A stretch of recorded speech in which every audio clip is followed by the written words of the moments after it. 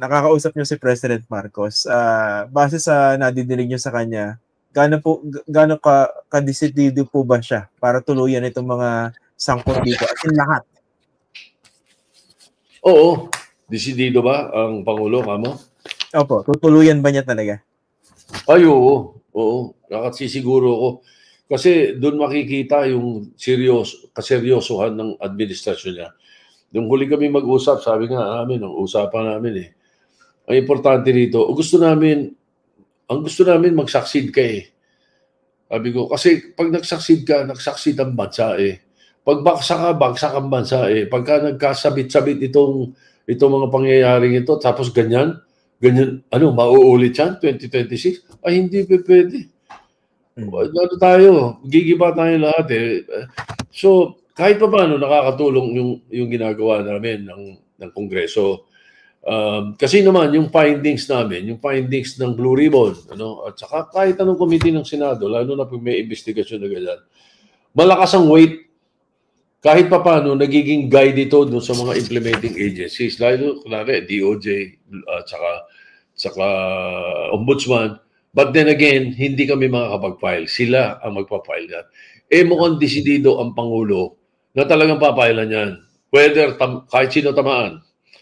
Kahit sino tamaan. Sa dandang ko sa kanya, sa klase ng kwentuhan namin, pasensyahan kung sino tamaan. Oras na merong kahit kaibigan, kahit kamag-anak, basta tinamaan dito, hindi pwedeng hindi mo isusubo talaga sa prosecution yan. So kahit kaalyado sa politika po? Oo. Okay. Oo, sigurado ko. Walang ano yan, walang politika dyan pagkadating sa issue na to. Masyadong massive eh.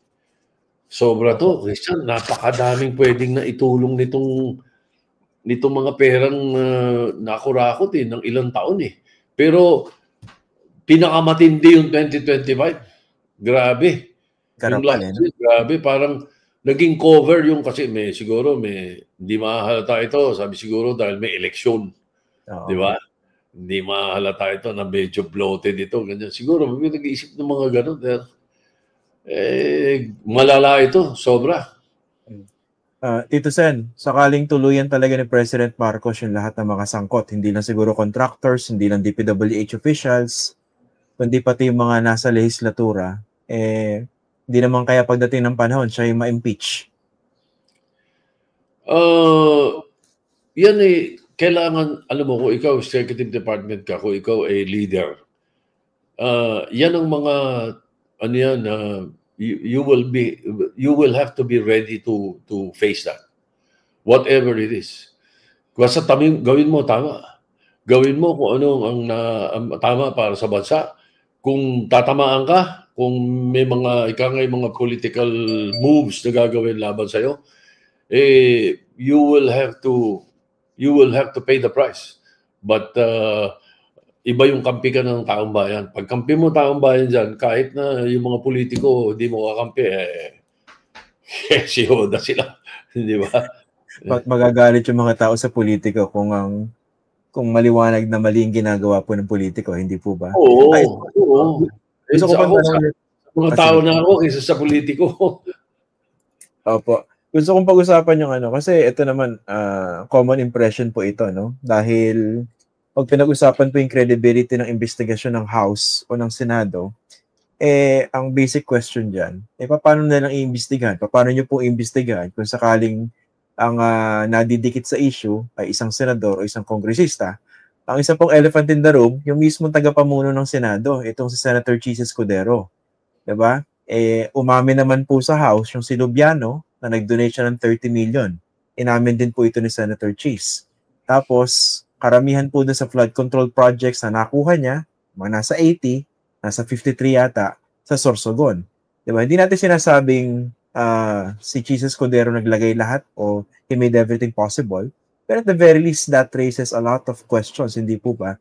So yan, paano i-imbestigahan? Paano magiging takbo na investigasyon ng Senado kung mismong yung Senate President ay nasasangkot o nadidikit doon po sa issue? Ang investigasyon ng Senado dyan, pagdating niya sa party niyan, at tungkol pa rin doon sa flood control at DPWH, doon pa rin in aid of legislation. Doon pa rin dapat ang punta ng investigasyon. Ngayon, yung pananagutan ng isang senador, whether Senate President siya o hindi, yan, pwedeng talakayin yan, dalawa. Either sa Commission on Election, COMELEC, or sa Committee on Ethics ng Senado.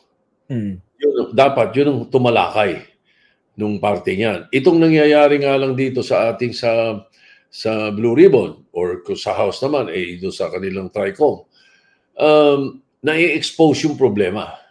Lumalabas yung problema. Pero ang finalization ng investigasyon niyan ay mapupunta sa COMELEC. At sa Senado naman, maaaring pumunta sa Electoral Reforms Committee yan or sa Committee on Ethics. Opo, pero in terms of legislative measure na pwedeng magbunga as part of this investigation, meron pa bang kulang sa batas? O baka naman maliwanag na po yung election law natin patungkol doon sa donation ng isang government contractor sa isang kandidato? Or number two, ito po yung gusto kong tanungin Napaka-obvious naman na merong conflict of interest, diba? Kunwari kayo, senador, o tumatakbo sa isang posisyon, tumanggap kayo ng kalaki-laking contribution from a government contractor, tapos mas dumami yung kanyang kontrata. Pagkatapos manalo nung senador na kanyang sinuportahan, tapos yung senador nasa posisyon to actually influence the budget allocation. Dahil trabaho niyo po yan, hindi po ba? Yung ganong conflict of interest na napaka-obvious sa kahit sinong tao, ano bang pwedeng legislation na pwedeng isulong po para maiwasan yung ganun? Hindi, kailangan lang yun, kasuhan.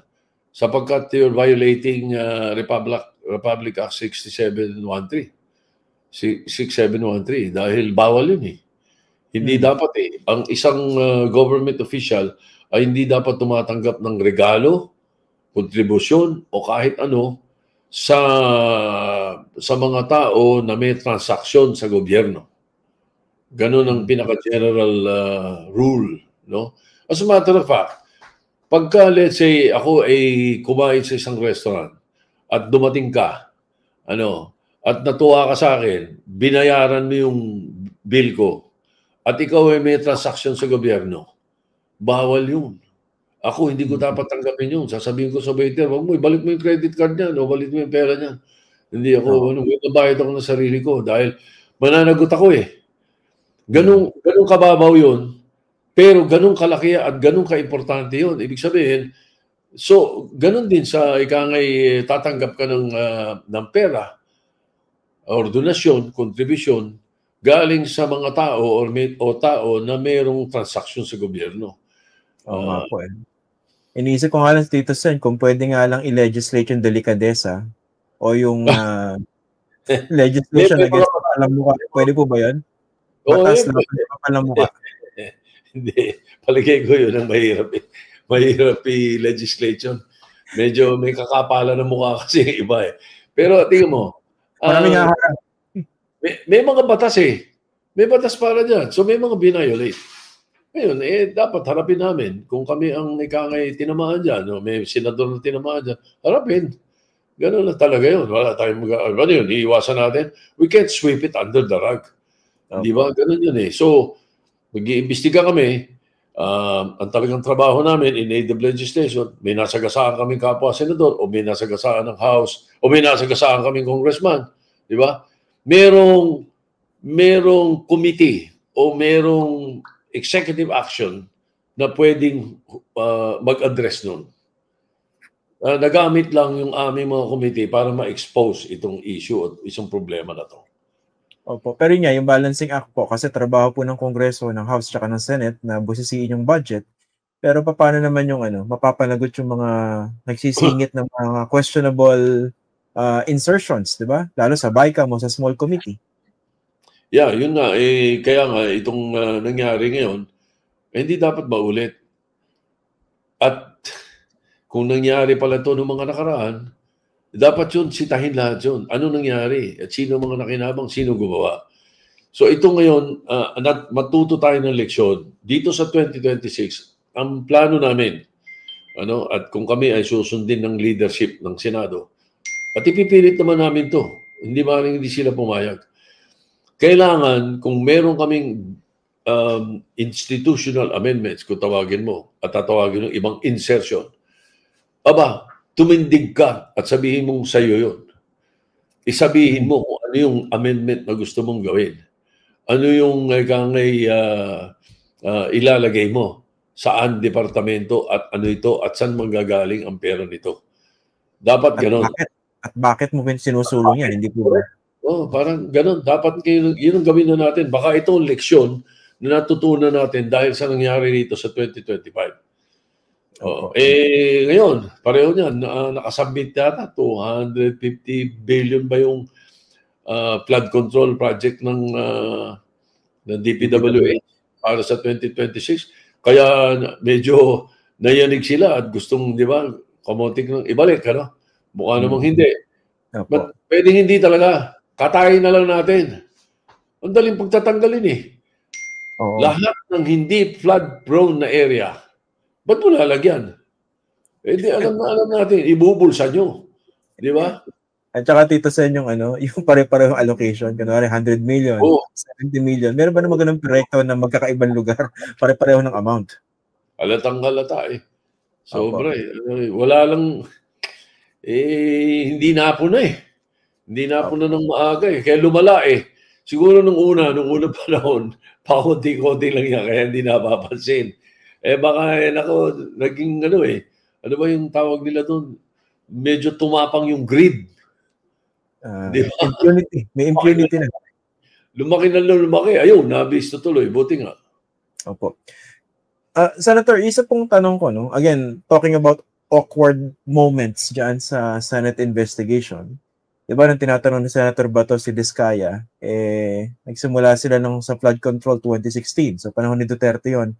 Pero pag pinag-usapan kasi yung corruption sa DPWH, hindi naman ngayon po nangyari yan, hindi po ba? So, ilang taon na rin po nangyayari yan.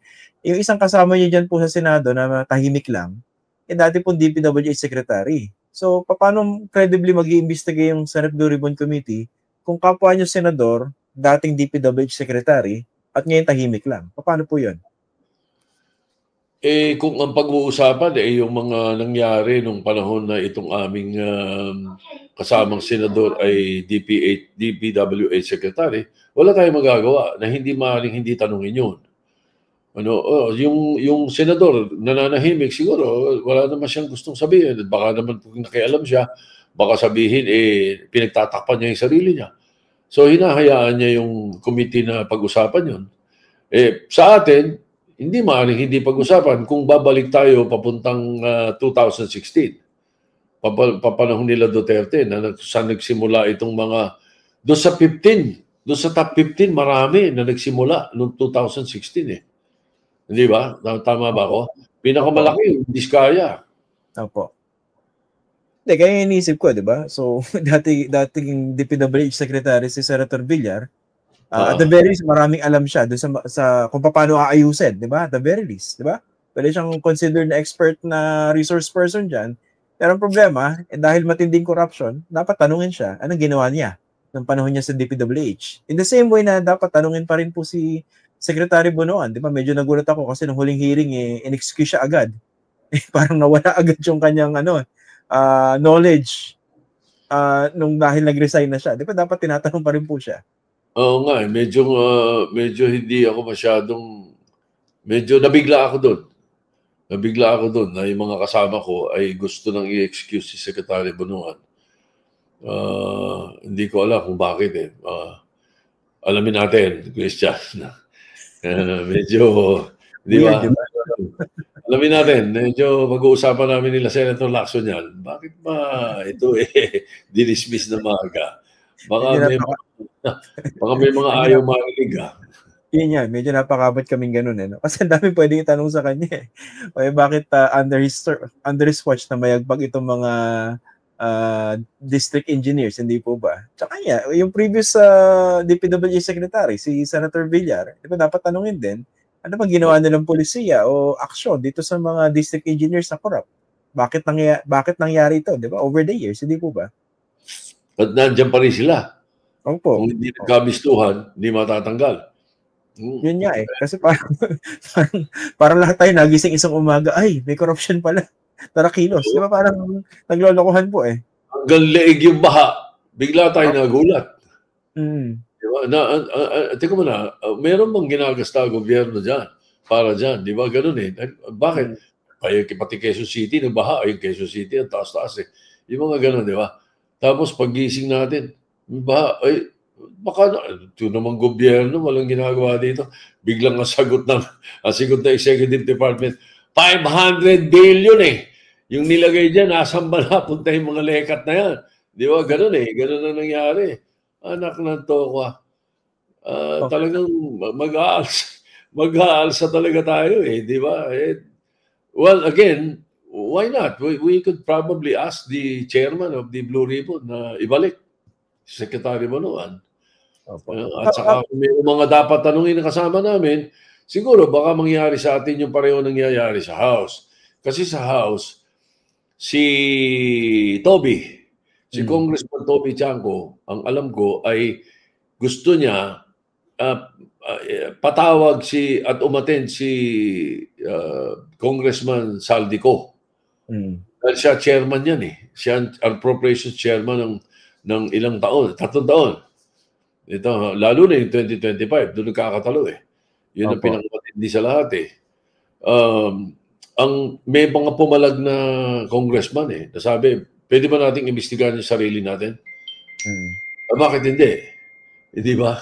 Ibig mong sabihin, pag congressman ka, hindi ka na pwedeng tanungin. Ganon din sa Senado, di ba? Kung mayroong mga dapat tanungin sa amin, hindi naman pwedeng sabihin na, ay hindi, kapwa senador yan, hindi dapat tanungin. Hindi naman tama yun. Magagalit ang tao sa atin.